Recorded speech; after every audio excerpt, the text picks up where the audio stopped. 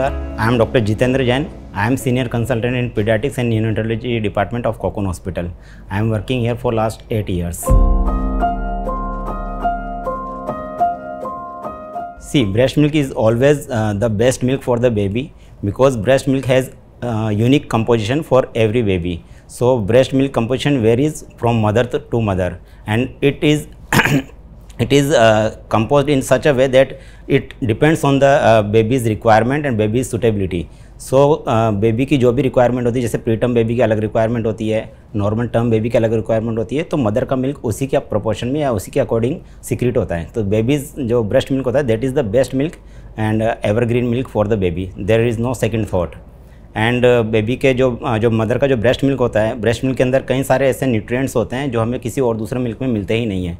और बेबी के mother milk में जो न्यूट्रिएंट्स होते हैं वो बेबी की रिक्वायरमेंट के हिसाब से, उसकी ग्रोथ के लिए, उसके डेवलपमेंट के लिए, उसके ब्रेन के लिए या बाकी बॉडी ऑर्गन्स के लिए जो भी न्यूट्रिशन चाहिए होता है, जितनी मात्रा में चाहिए होता है, वो सारा ब्रेस्ट मिल्क में उसी प्रोपोर्शन में होता है. इसके अलावा ब्रेस्ट मिल्क के अंदर कुछ ऐसी चीज़ें होती है या ऐसे कंपाउंड्स या कंपोनेंट्स होते हैं जो और किसी मिल्क में नहीं मिलते. जैसे ब्रेस्ट मिल्क के अंदर एंटी इन्फेक्टिव प्रॉपर्टीज़ होती हैं, एंटीबॉडीज़ होती हैं, या कुछ ऐसे कंपोनेंट्स होते हैं जो कि बेबी के लिए कि जो इम्यूनिटी को बढ़ाने में काम आते हैं, जो उनके लाइफ लॉन्ग उनको हेल्प करते हैं किसी भी डिजीज़ से या किसी भी इन्फेक्शन से फाइट करने के लिए. तो जो ब्रेस्ट मिल्क होता है वो बहुत ही यूनिक होता है और ब्रेस्ट मिल्क का कोई सब्स्टिट्यूट नहीं होता. तो ब्रेस्ट मिल्क अगर अवेलेबल है तो वो बेस्ट होता है और वही हमें बेबी को प्रोवाइड करना चाहिए. फार्मूला मिल्क हम कई सिचुएशंस होती है जिसमें हमें फार्मूला मिल्क एडवाइस करना पड़ता है. जैसे कि कई बार मदर्स को लैक्टेशन नहीं होता है या लैक्टेशन बहुत कम होता है, तो या कुछ स्पेशल सिचुएशंस होती हैं जहाँ पे बेबी मदर से सेपरेट रहता है, आईसीयू के अंदर एडमिट रहता है और मदर को मिल्क नहीं आ रहा होता है. तो उस केस में हमें फार्मूला मिल्क देना पड़ता है और उस केस में formula milk is the second best option.